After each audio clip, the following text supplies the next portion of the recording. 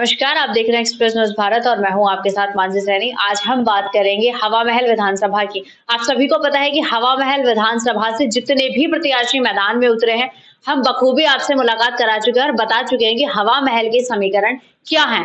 आम आदमी पार्टी से लेकर बीजेपी और कांग्रेस सभी प्रत्याशियों से मुलाकात हमने कराई और जानने का प्रयास किया है कि जो हवा बन रही है वोटों की, क्योंकि 25 नवंबर को राजस्थान में वोटिंग होगी, जो हवा बन रही है वो किस तरफ जाने वाली है। आज फिर से हम हवा महल में ही मौजूद हैं और AIMIM से प्रत्याशी जमील खान जी मेरे साथ मौजूद है, जो AIMIM से चुनाव लड़ेंगी। सर, इंटरव्यू करने से पहले बातचीत में मुझे पता चला कि चुनाव की तारीख की घोषणा होने से पहले ही आपकी घोषणा हो चुकी थी कि जमील खान जी जो है चुनाव लड़ेंगे। तो इससे एक चीज तो साफ तय हो जाती है कि मजबूती बहुत होगी आपकी हवा महल विधानसभा के लोगों से।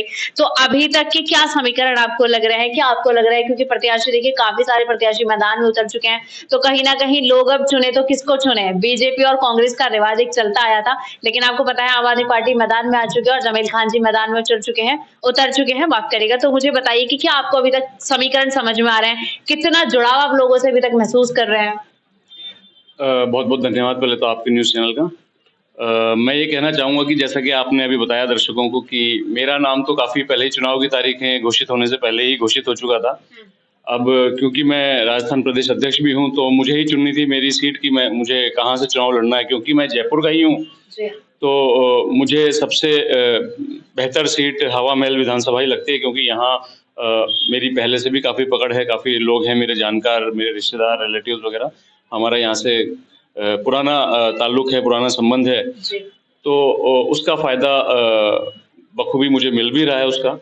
मैं जब भी जाता हूँ विधानसभा में, मेरे दौरों पर जाता हूँ, हम डोर टू डोर कैंपेनिंग जो करते हैं उसमें लोगों का पूरा साथ मिल रहा है, लोगों का जुड़ाव मुझे देखने को मिल रहा है।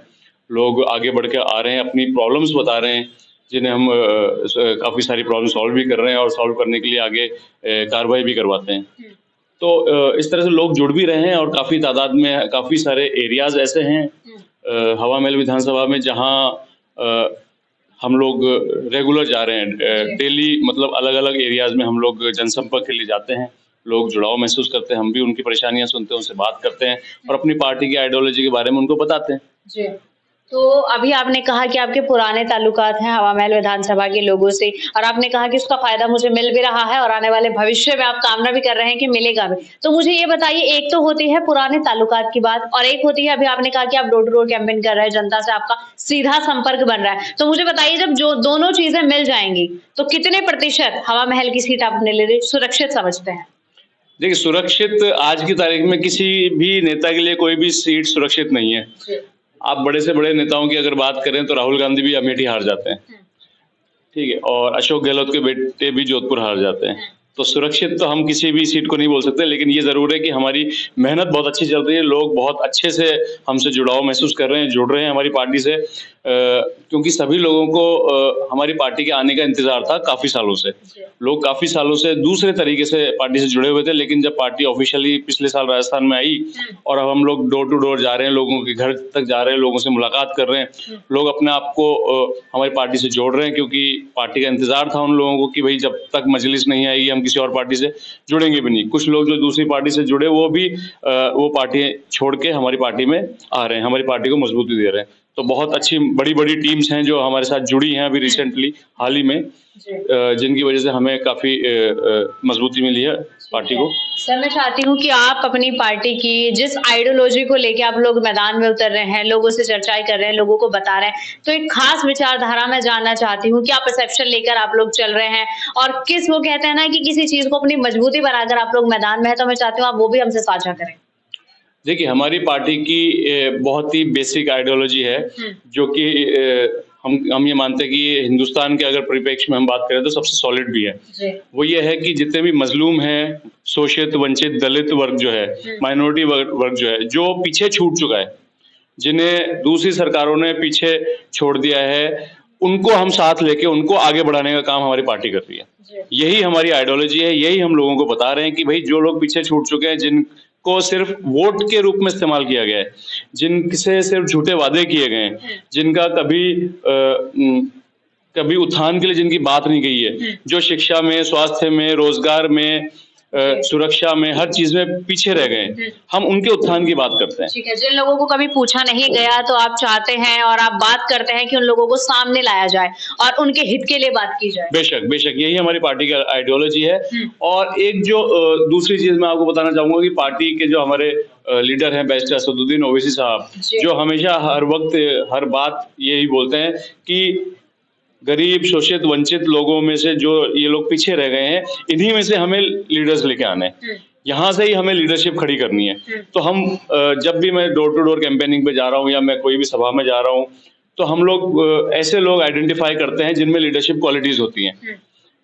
जनसभा में कोई लोग मिलते हैं हमें या डोर टू डोर कैंपेनिंग करते हैं, तो ऐसे लोगों पे हमारी हमेशा नजर रहती है कि जो जिनमें थोड़ी लीडरशिप क्वालिटीज है, जो लीड कर सकते हैं आगे, जिन्हें हम चाहते हैं कि वहां से लोग निकल के आए और वो लीड करें लोग। ठीक है सर, मुझे ये बताइए, अब थोड़ा और प्रत्याशी की बात भी कर लेते हैं। आप लोग अपनी टक्कर किससे मानते हैं, मुकाबला किससे मानते हैं? क्योंकि देखिए आम आदमी पार्टी तो पहली दफा राजस्थान में आई है किस्मत आजमाने के लिए और देखना चाहती है कि लोगों में कितनी उत्सुकता आम आदमी पार्टी के लिए है। फिलहाल मैं बीजेपी और कांग्रेस की बात करूंगी, तो उन पार्टियों से आप टक्कर मानते हैं या किसी खास पार्टी को आप लेकर चलते हैं कि देखिए भाई हवा महल में तो इस पार्टी से आपकी टक्कर होनी है? जमील खान, देखिए हवा महल विधानसभा की क्या, अगर पूरे राजस्थान की बात करें आप, तो हमारी पार्टी की किसी और पार्टी से टक्कर है नहीं। क्योंकि बाकी जो 3 पार्टियों का आपने नाम लिया, वो तीनों पार्टी एक ही हैं, सिर्फ नाम अलग है।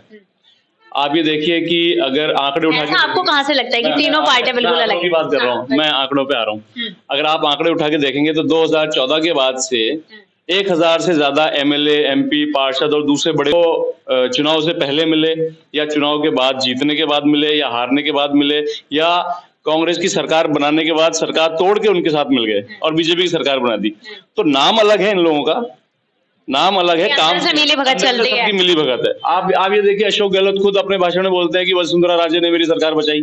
अच्छा, तो इससे बड़ा एग्जाम्पल क्या होगा, आप ये बताएं। ठीक है, और वही काम अरविंद केजरीवाल की पार्टी का भी है, आम आदमी पार्टी का भी।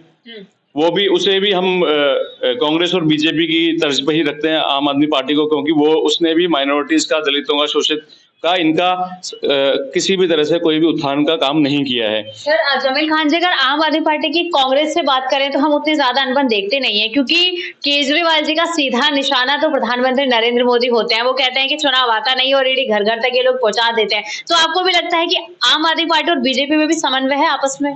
पूरी तरह से समन्वय रखता है। हमें क्या, सारी दुनिया को पता है कि आम आदमी पार्टी और बीजेपी के क्या संबंध है और आम आदमी पार्टी और कांग्रेस के क्या संबंध है। सिसोदिया जी और संजय जी तो जेल में हैं अभी तक। बिल्कुल जेल में है साहब। बिल्कुल जेल में। उन्होंने जो काम किए हैं उसके बदौलत वो जेल में है। यहाँ आप राजस्थान की बात करें तो यहाँ पर भी आप देखिए ईडी पूरी तरह से एक्टिव है, तो ये लोग भी जेल में जाएंगे।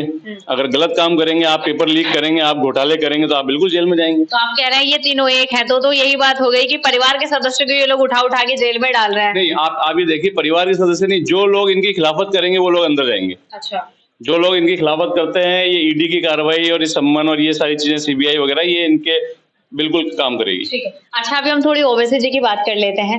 तो ओवैसी जी का तो सीधा ही मुकाबला रहता है, कभी उनके विचारधारा मिले नहीं है प्रधानमंत्री मोदी जी से, वो हमेशा मोदी करते रहते हैं। और एक चीज और सर, आपको पता होगा कि बीजेपी ने अभी विशेष सत्र यहाँ पर हुआ था और महिला आरक्षण जो है बिल की बात कही थी, लेकिन ओवैसी जी ने उसका समर्थन नहीं दिया था। आप अपनी समझ में उससे क्या राय रखते हैं? आखिर मतलब क्यों ऐसा हुआ, जबकि जितने भी विपक्ष पार्टी के नेता थे सभी ने समर्थन दिया, लेकिन ओवैसी जी और एक सांसद और थे जिन्होंने समर्थन नहीं दिया। आपके अनुसार क्या लगता है कि समर्थन न देने की क्या वजह थी? क्योंकि सर पूरे देश में तो महिलाएं इतनी खुश हो रही थी कि बीजेपी पार्टी महिलाओं को आगे लेकर आई है, अब चूल्हे चौके से दूर वो संसद में भी बैठकर अपनी कार्यवाही करेंगी, सामने आएंगी। तो आपको क्या लगता है? देखिए, जो परसेप्शन है ना, ये सबसे पहले हमें चेंज करने की जरूरत है। महिला आरक्षण बिल के खिलाफ नहीं थे ओवैसी साहब, या हमारे दूसरे जो एमपी थे इम्तियाज जलील साहब, औरंगाबाद से जो आते हैं।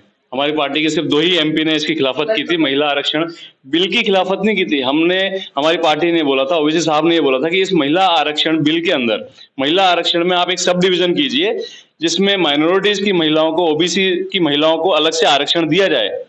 सिर्फ महिला आरक्षण के लिए विरोध नहीं था वो। बिल्कुल जमील खान जी, अभी आपने कहा माइनॉरिटी और ओबीसी, और मैं आपको ये भी बता देना चाहती हूँ कि चीजें तो ये भी निकल कर आई थी कि ओबीसी की महिलाओं के लिए कोई चीजें महिला आरक्षण बिल में पारित नहीं की गई, उनकी बात ही नहीं उठाई गई, तो ऐसा भी हो सकता है कि ओबीसी की महिलाओं की बात नहीं उठाई गई, इसलिए ओवैसी जी खिलाफ थे कि सभी के हित की बात होनी चाहिए। बेशक वही बात थी, वही मैं आपसे बता रहा हूँ कि ओबीसी और माइनॉरिटी की महिलाओं को उस आरक्षण में अलग से सब डिवीजन देना चाहिए, इस वजह से उन्होंने उसकी खिलाफत की थी। जी।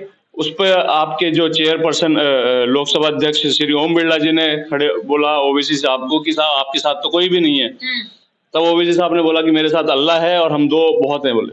हाँ। और ये ओबीसी साहब ने ये दिखा दिया पूरी दुनिया को कि वो ओबीसी साहब ने बताया कि ओबीसी महिलाओं के लिए और माइनॉरिटीज की महिलाओं के लिए सिर्फ हमारी पार्टी के 2 एमपी खड़े थे, बाकी 400 उनके खिलाफ थे।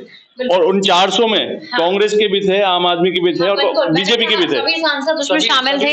लेकिन आप कह रहे हैं कि ओवैसी जी आवाज उठा रहे हैं कि देखिए ओबीसी महिलाओं और ये जो माइनॉरिटीज हैं इनके लिए आवाज उठानी चाहिए, इनको हित देना चाहिए, जबकि नहीं दिया गया। तो मुझे बताइए जो परसेप्शन फैला हुआ है, जबकि फिर हम विपक्ष के अगर लोगों की बात करें तो सभी में एक खुशी हमें देखने को मिली, तो फिर ओवैसी साहब जो है अपनी बात को समझाने में कहाँ थोड़े से नाकाम रहे कि जो महिलाएं हैं पूरे देश भर में वो समझ नहीं पाई कि हमारे हित की बात भी तो होनी चाहिए भाई, उनके हित की बात तो नहीं हुई। आप इसको इस तरह से लीजिए कि कांग्रेस, बीजेपी, आम आदमी पार्टी, जो अभी मैं थोड़ी देर पहले आपको बता रहा था कि एक ही पार्टी है, तो वो सब एक साथ थे, तो वो एक ही पार्टी थी जो उस बिल महिला आरक्षण बिल के समर्थन में थे। ओवैसी साहब उस महिला आरक्षण बिल के खिलाफ नहीं थे, लेकिन उन्होंने कहा कि इस बिल के अंदर सब डिवीजन होना चाहिए, बिल सही नहीं है, इसको करेक्ट कीजिए। अच्छा। उसमें ओबीसी महिलाओं, माइनॉरिटीज की महिलाओं के लिए अलग से सब डिवीजन कीजिए, उनको अलग से आरक्षण दीजिए। उसमें वो करेक्शन चाहते थे। हाँ, वो बिल्कुल खिलाफ नहीं खड़े थे। अब मैं एक चीज पूछ सकती हूँ कि वो खिलाफ थे, अभी मौका भी है, राजस्थान में चुनाव भी, आपकी पार्टी के कई प्रत्याशी चुनाव भी लड़ रहे होंगे, तो अभी मिली भगत जो तीनों पार्टी के आप बता रहे हैं उन्होंने कोई मौका नहीं दिया, तो आपकी पार्टी अभी चुनाव भी हो रहे हैं, किस तरीके से उन महिलाओं को सुरक्षित महसूस कराएंगे, किस तरीके से उनको बताएंगे कि AIMIM ही है जो महिलाओं के लिए सोच सकता है, अभी तो मौका भी है, तो किस तरीके से आप लोग बताना चाहेंगे महिलाओं को? देखिए, हम तो ये बताना चाहेंगे कि जिस तरीके से अभी जो माहौल चल रहा है, महिलाओं पे लगातार अत्याचार होते आ रहे हैं, कांग्रेस की गहलोत सरकार के अंदर आप ये देखिए कि हिंदुस्तान में नंबर 1 चल रहा है अभी महिलाओं पे अत्याचार में हमारा राजस्थान जो है। तो हम ये कहना चाहेंगे महिलाओं से, सभी पार्टी के वर्कर्स से, सभी प्रदेश के लोगों से कि महिलाओं के लिए अलग से आप लोग एक सिक्योरिटी सेल बनाना चाहिए, जगह जगह CCTV कैमरेज लगने चाहिए, स्पेशली महिलाओं के लिए अलग पूरा कारवां, जैसे एक बस चलती हैं या स्कूल होते हैं, कॉलेजेस होते हैं, महिलाओं के लिए थोड़ा सा सिक्योरिटी का ज़्यादा बेहतर इंतजाम करना चाहिए। महिलाओं के लिए कॉलेजेस के बाहर भी अलग से या स्कूल्स के बाहर अलग से एक स्पेशल सेल होना चाहिए, ताकि जो बदतमीजी करते हैं महिलाओं के ऊपर, जो अत्याचार हो रहे हैं, वो धीरे धीरे लगाम आए, और महिलाओं पे जो अत्याचार हो रहे हैं उसके खिलाफ कड़े से कड़े कानून बनाने चाहिए। सजा इस तरह की होनी चाहिए कि कोई भी इंसान कुछ भी गलत करने से पहले 100 बार सोचे। बिल्कुल। चलिए सर, दिवाली भी है, काफी बड़ा पर्व है, देश भर में मनाया जा रहा है, तो मैं वही कहूंगी अगर आप अपनी माताओं बहनों से क्या स्पेशल चीज आप कहना चाहते हैं, क्योंकि अभी तो विधानसभा चुनाव की बात हमने पूरी कर ली है, अब आखिरी हम इसी से करेंगे कि क्या आप संदेश देना चाहेंगे दिवाली के महापर्व को लेकर? देखिए, मैं तो समस्त हिंदुस्तान वासियों को, राजस्थान वासियों को, मेरी विधानसभा वासियों को, सभी लोगों को दीपावली की हार्दिक शुभकामनाएं देना चाहूँगा। ये बहुत बड़ा पर्व है और बुराई पे अच्छाई की जीत हुई थी, उसी तरह से हम लोगों को भी बुराई का साथ छोड़ के अच्छाई का साथ ही अपनाना चाहिए। हमेशा सच और शांति से हमें रहना चाहिए, आपस में भाईचारा बना के रखना चाहिए। जैसे मैं मेरी विधानसभा में जाता हूं, मैं लोगों से मिलता हूं, तो मुझे सभी लोगों का साथ मिलता है। 36 बिरादरियों की हमारी पार्टी है, सभी का मुझे साथ मिलता है। मैं वही चाहूंगा कि इसी तरह से हम मिलजुल जुल कर रहें, जैसे कि हमारी गंगा जमनी तहजीब शुरू से हम लोग जिस चीज़ के लिए फेमस हैं वो हमें बना के रखनी है और आपस की भाईचारे में हमें रहना है। और एक और अपील मैं करना चाहूँगा आपके चैनल के माध्यम से कि 25 नवंबर को जो बहुत बड़ा एक पर्व आने वाला है, वोटिंग, दिवाली के बाद शायद 25 नवंबर ही पर्व आएगा है पर्व, तो मैं उसके लिए भी एक अपील करना चाहूँगा कि सभी लोग ज़्यादा से ज़्यादा तादाद में घरों से निकलें। महिलाएं, बच्चे, बुजुर्ग जो भी बाहर जाके वोटिंग कर सकते हैं, मैं चाहूंगा कि ज्यादा से ज्यादा तादाद में वोटिंग करके। ठीक है, बहुत बहुत धन्यवाद जमील खान जी आपका। मुझे जमील खान जी ऐसे पहले प्रत्याशी मिले जिन्होंने दिवाली के बाद 25 नवंबर को बताया कि एक पर्व आने वाला है और लोगों से अपील की कि ज्यादा से ज्यादा आप घरों से बाहर निकलिए और अपने लिए एक बेहतर विकल्प